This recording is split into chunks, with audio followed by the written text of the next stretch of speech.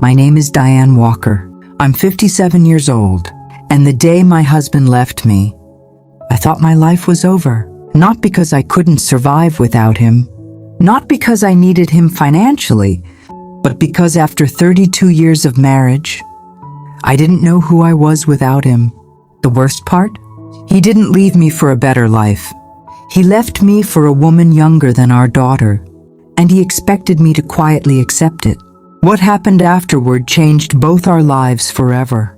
The story began in Tampa, Florida. My husband's name was Michael. We met when I was 23.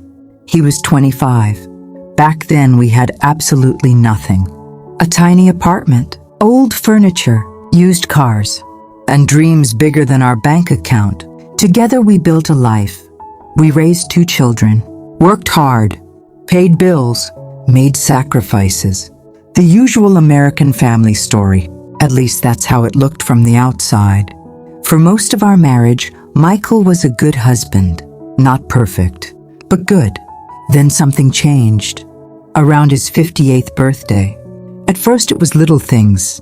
New clothes, expensive watches, trips to the gym, hair treatments, designer cologne. I actually thought it was funny. One evening I joked about it, trying to look 25 again. He laughed, but not naturally. Looking back, that was probably the beginning.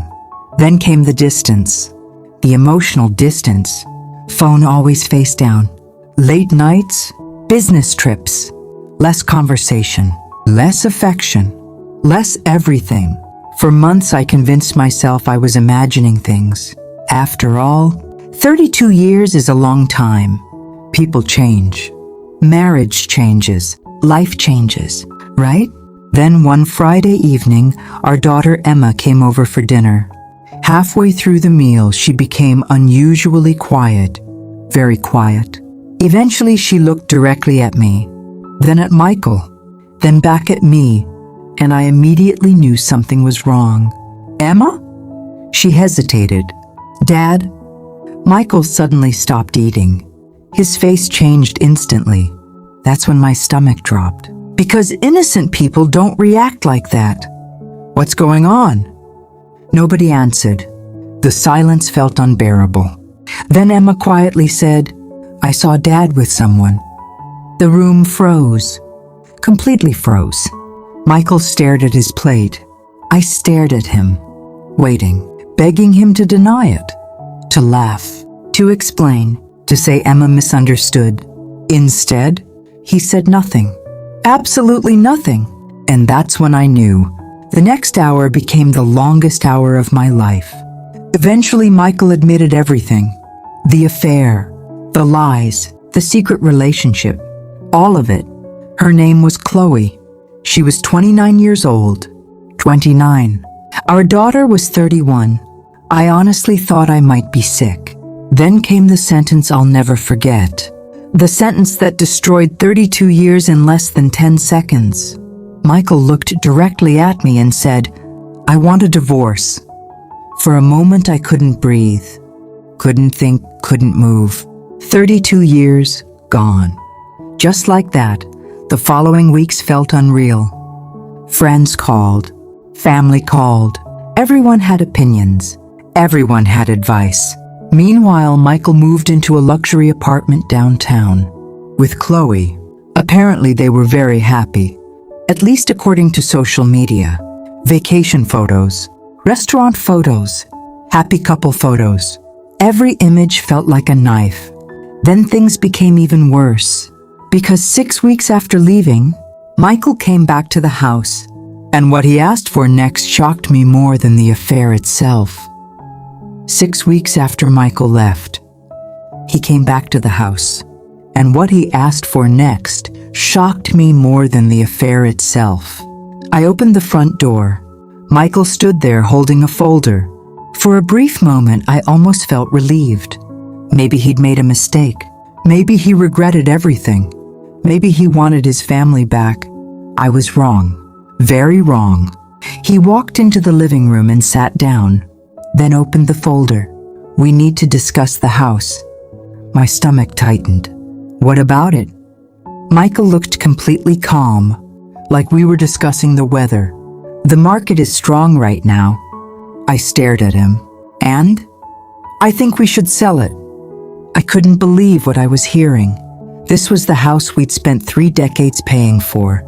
The house where our children grew up. The house where I cared for his mother during her final years. The house filled with memories. And now he wanted to sell it. Why? The answer came quickly. Because Chloe wanted a waterfront condo. A very expensive waterfront condo. Michael couldn't afford it alone. So he wanted his share of the house immediately. I felt physically sick. 32 years together. And this was what mattered now. Real estate. A condo. A younger girlfriend. Nothing else. That night I cried harder than I had cried since the divorce announcement. Not because I still loved him, but because I finally understood who he had become. The man I married was gone. Completely gone. The following months became a legal battle. Divorce attorneys, financial records, property evaluations, endless paperwork. But something interesting happened. The more financial documents we reviewed, the more uncomfortable Michael became. At first, I didn't understand why. Then my attorney discovered something very important. Apparently, during the affair, Michael had spent a shocking amount of money. Luxury vacations, designer jewelry, expensive gifts, private resort trips, thousands and thousands of dollars. All from marital assets, money that legally belonged to both of us. The judge wasn't impressed, not even a little. Suddenly, Michael's confidence started disappearing, fast. Meanwhile, life with Chloe wasn't going as smoothly as social media suggested. At least that's what Emma told me. Arguments, financial stress, jealousy, constant drama. Apparently, real life looked very different from vacation photos. One afternoon, nearly a year after the divorce began, I received a phone call from Emma. Her voice sounded strange. "Mom, what happened?" There was a pause. Then she said, "Dad and Chloe broke up." I nearly dropped my coffee. "What?" "They split up." Just like that. The great love story that destroyed our marriage lasted less than a year. Less than a year. 32 years traded away for less than a year. The irony was unbelievable. But karma wasn't finished. Not even close. A few months later, the divorce was finalized. And the outcome was not what Michael expected. Because of several financial decisions he'd made during the affair, the court awarded a much larger portion of certain assets to me than he had anticipated. My attorney had done an incredible job. Michael was furious. But there was nothing he could do. The decision was final. For the first time since the betrayal, I felt free, truly free. I sold the old house, not because Michael wanted me to, because I wanted a fresh start, a new beginning, a new chapter. I bought a smaller home near the water. Nothing extravagant, just peaceful, comfortable, mine. For the first time in years, every decision belonged to me. No compromises, no arguments, no disappointments.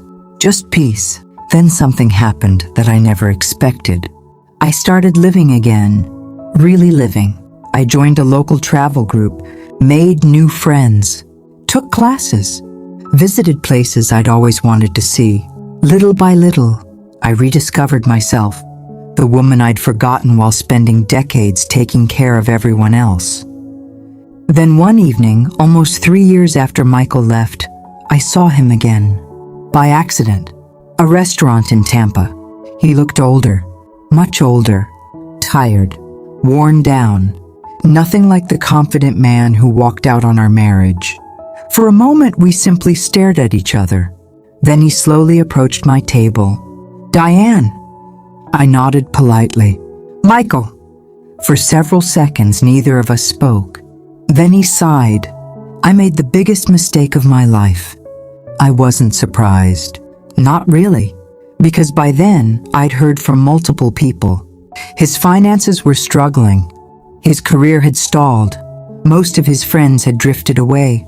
And Chloe, she'd moved to another state months earlier. Michael looked at me, his eyes filled with regret. Real regret. The kind that arrives far too late. I thought I was starting a better life. I quietly sipped my coffee, then answered honestly, "You weren't starting a better life." He looked confused. "You were running away from the one you already had." For a moment, he said nothing, because deep down, he knew it was true. We talked for a few minutes, then went our separate ways. And that was the last time I ever saw him. Today I'm 60 years old, and happier than I was at 57. If someone had told me that after the divorce, I would have laughed. But it's true, because sometimes the worst thing that happens to you turns out to be the thing that saves you. Michael thought leaving me would destroy my future. Instead, it gave me a new one. A better one. A future built on self-respect, peace, and freedom. The day he left, I thought my story was ending. I was wrong. It was only the beginning, and that, more than anything else, was karma.